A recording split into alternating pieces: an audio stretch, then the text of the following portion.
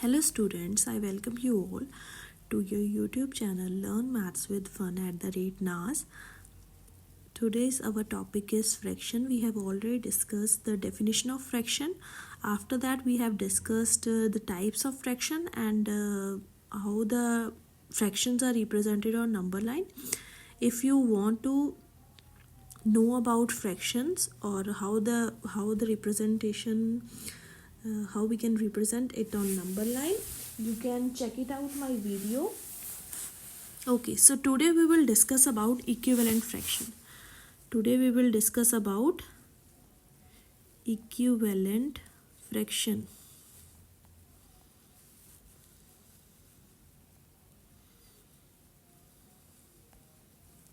Okay, so what are equivalent fraction? As the name defines itself, right? Equivalent fraction means जो हमारे पास equal होगी किसी तरह से. तो जैसे मैंने लिख दिया 1/2, ठीक है, जैसे मैंने लिख दिया 2/4. अब मुझे पता है अगर मैं 2/4 की कटिंग करूँगी तो मेरे पास 1/2 ही बन जाएगा. कैसे? 2 1s are 2, 2 2s are 4, right? It is 2/4 is actually 1/2, or I can say this is 3/6. 3/6 is also equivalent to 1/2, right? So मैं और भी लिख सकती हूँ, जैसे 4/8 लिख दिया. 4 1s are 4, 4 2s are 8, right? सो ये सारी हमारे पास क्या होती है? इक्विवेलेंट फ्रैक्शन, मतलब जिसकी वैल्यू हमारे पास इक्वल हो. ठीक है, तो अगर आपको बोला जाए कि व्हाट आर इक्विवेलेंट फ्रैक्शन, जैसे मैंने लिख दिया 1/2, 2/4, 3/6 and 4/8. These all are equivalent fraction. तो हमने बोलना है कि two or more fractions representing the same part of the whole. So these all are representing the same part of the whole thing, right? So that is half part of the full thing. सारे के सारे एक ही चीज़ हमें show कर रहे हैं, क्या कि हाफ पार्ट है ये किसी पूरी चीज़ का. Okay, so I hope you will understand this. Now we will understand how these equivalent fractions are built. Okay, now we will discuss about building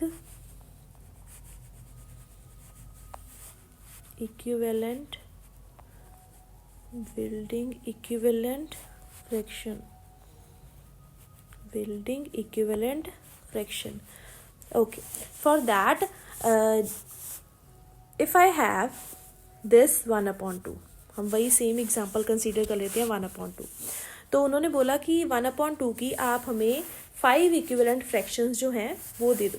तो हमने क्या करना है? What we have to do? We have to firstly multiply. हमने ऊपर नीचे इसको कर देना है 1/2 को 2 से. ओके, सो जब हमने 2 से मल्टीप्लाई किया तो ये क्या बन जाएगा? 2, 1 into 2 2 and 2 into 2 that is 4. So we will get 2/4. So ये हमारे पास फर्स्ट इक्विवेलेंट फ्रैक्शन आ गई. Similarly you have to multiply 1/2.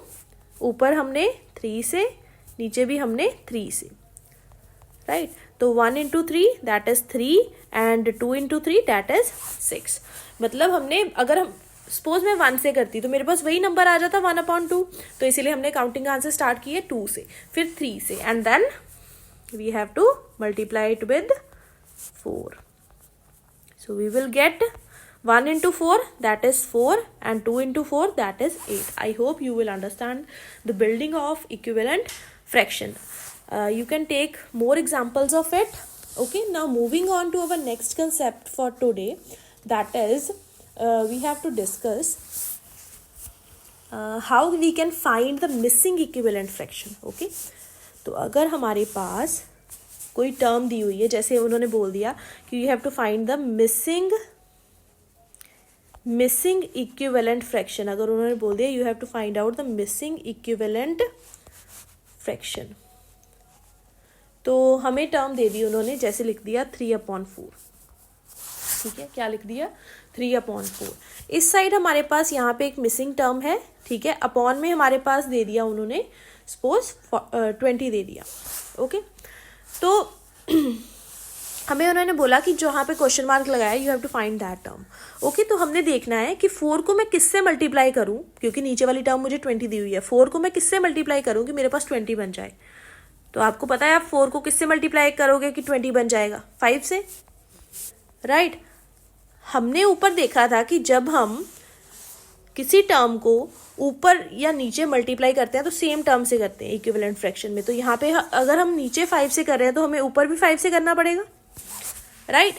And नीचे तो आ गया हमारे पास 20 and 3 5s are 15, so we will get our missing term as 15. I hope you will understand this. Now moving on to our next term, if we have, अगर हमारे पास कुछ इस तरह से टर्म दी होती, जैसे मैंने लिख लिया 7/6 इज इक्वल्स टू 147 अपॉन में हमारे पास डिनोमिनेटर नहीं है, तो सेम वही कंसेप्ट 7 को हम किससे मल्टीप्लाई करें कि हमारे पास 147 बन जाए। 7 को किससे मल्टीप्लाई करें कि हमारे पास क्या बन जाए 147। तो आपको पता है 7 1s आर 7, 7 2s आर 14 होते हैं, ठीक है, एंड 7 1s आर 7, तो दैट मीन्स ये 21 से मल्टीप्लाई होके आ जाएगा, राइट। अगर आपको कोई कन्फ्यूज़न है कि ये मैंने कैसे किया, तो आपने क्या करना है 147 को डिवाइड कर लेना है 7 से। डिवाइड करने के बाद आपके पास 21 ही आ जाएगा, फिर आपको पता चल जाएगा कि ऊपर नीचे आपने इस टर्म को 21 से मल्टीप्लाई कर देना है।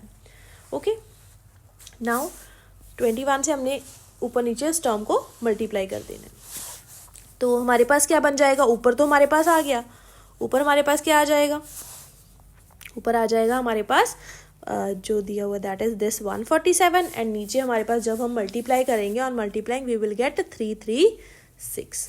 आई hope you will understand the how to find the missing part of an equivalent fraction. Now our next concept is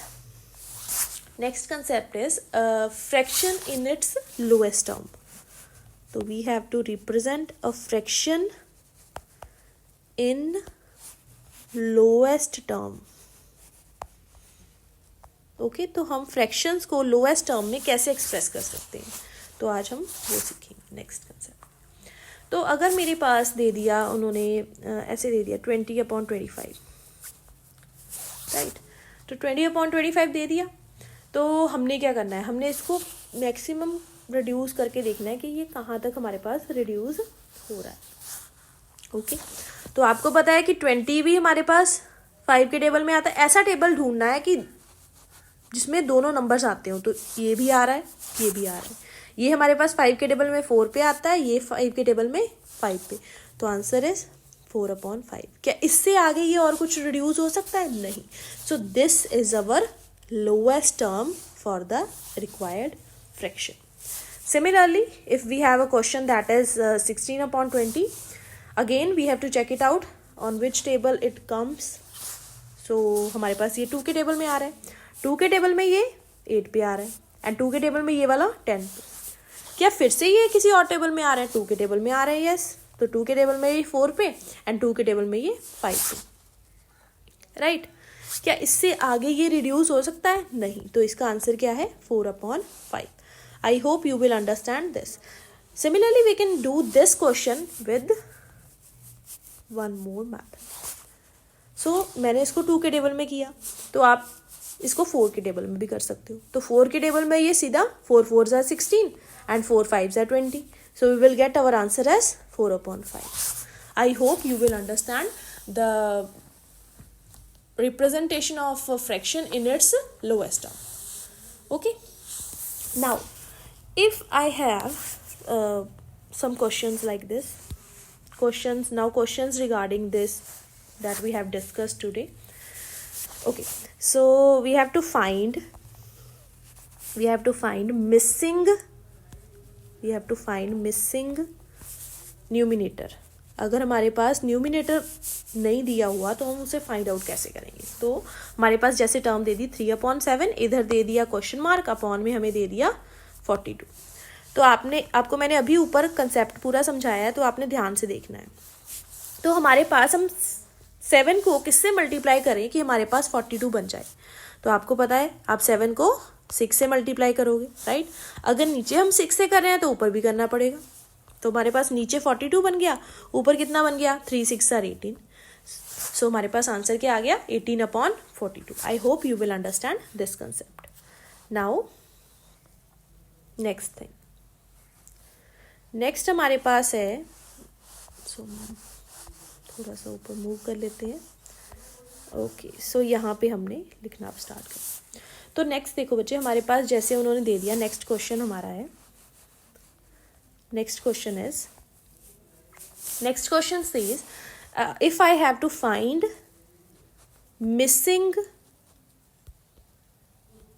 missing denominator. अब हमारे पास पहले वाले में था न्यूमिनेटर, इसमें आ गया डिनोमिनेटर। ओके, तो डिनोमिनेटर नाउ तो हमारे पास टर्म दी हुई है जैसे 8/11 इज इक्वल्स टू, यहाँ पे 40 दे दिया, अपॉन में हमें क्वेश्चन मार्क दे दिया। तो हमने ये क्वेश्चन मार्क वाली टर्म फाइंड आउट करनी है। तो आपने देखना है 8 को मैं किससे मल्टीप्लाई करूँ कि मेरे पास 40 बन जाए। तो 8 को मैं 5 से मल्टीप्लाई करूँगी तभी 40 बन जाएगा। तो ये बन गया 40 एंड नीचे 11 मल्टीप्लाई 5 इज 55। सो ईजी है, I hope you will understand this.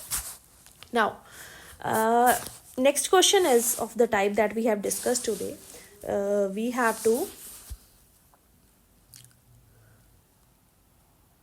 identify the groups. इसमें हमने क्या करना है, इक्विवेलेंट फ्रैक्शन में कन्वर्ट करने की कोशिश करनी है. तो अगर मेरे पास ये वाली टर्म दे दी, उन्होंने ऐसे क्वेश्चन दे दिया कि you have to make it in a equivalent fraction if possible. Okay, so ये हमारे पास टर्म दे दी है. ठीक है, 14/20 एंड 8/9. ओके, ये 4 हमें टर्म्स दे दी हैं. उन्होंने बोला कि इसको आप इक्विवेलेंट फ्रैक्शन में अगर रिप्रेजेंट करके बता सकते हो तो बता दो, अगर हो रहा है तो. ठीक है, तो हम इसकी देख लेते हैं कि कितना सिंप्लीफाई हो सकता है. तो हम 6/10 को देखते हैं. 6/10 हमारे पास किस टेबल में आ रहा है, 2 के टेबल में. 2 के टेबल में ये 3 पे एंड 2 के टेबल में ये 5 पे. तो इससे आगे ये और रिड्यूस नहीं होगा. सिमिलरली अगर मैं 14/20 की बात करूं तो ये हमारे पास 7 पे, ये हमारे पास 10 पे. तो ये हमारे पास इक्विवेलेंट फ्रैक्शन नहीं है. तो आपने लिख देना इसको not equivalent fraction. Okay, so I hope you will understand this question too.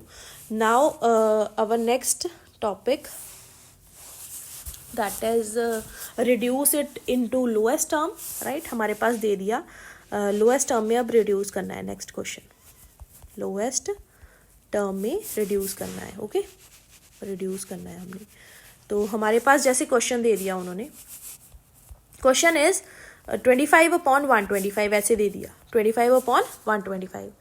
अब आपने देखना है कि इसकी मैं कैसे सिंप्लीफाई करूँ कि मेरे पास ये लोएस्ट टर्म में रिड्यूस हो जाए. तो आपको पता है कि ये 5 के टेबल में डिविजिबल है.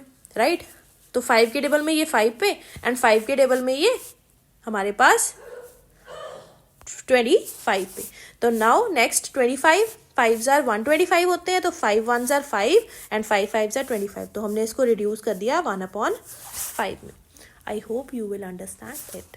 Now moving on to our next question for again the reducing it to lowest term. So हमारे पास है 22/110. तो ये दे दिया. ठीक है, तो हमें पता है 22 हमारे पास 11 पे आता है एंड ये वाला टर्म भी 11 पे आता है. कितने पे, 10 पे.